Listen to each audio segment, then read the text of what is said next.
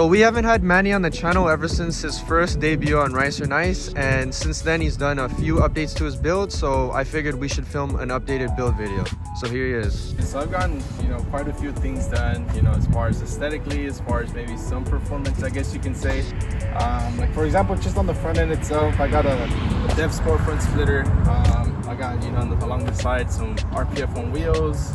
For the front brakes, I got R1 Concepts brakes and rotors, performance rotors, and a few other things as far as in the interior as well. For my wheel setup, I have some RPF 1s, 17 by 9s, plus 45 in the front, and I have 17 by 8s in the rear, plus 45 as well. So it is a staggered setup, I still have the same tires, Federal RSRs, compound tire.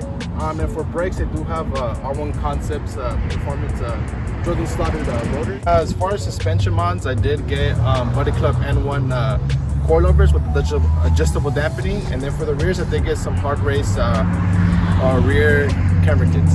There you go.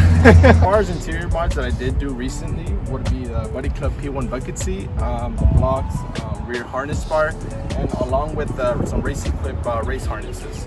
And another thing I did add was a hybrid shifter V2 short shifter. I did have an APR GT250 wing, carbon fiber.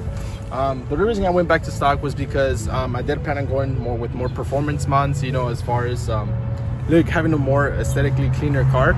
So I did decide to go back to OEM, and then yet again, since I did plan on going with more performance as far as engine wise, I didn't want to cause so much attention to myself. Future plans that I do have for my RSX would be to actually throw in my RBC manifold that I do have, along with my Skunk 2 throttle body.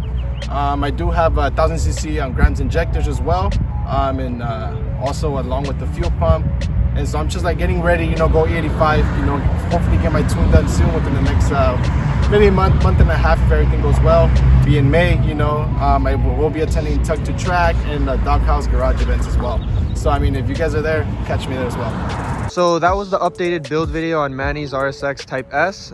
If you want to follow him and check out other photos that he has of his car, I'll have his Instagram in the link below.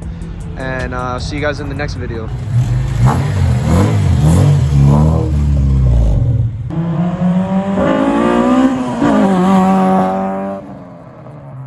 This guy's down as fuck, man.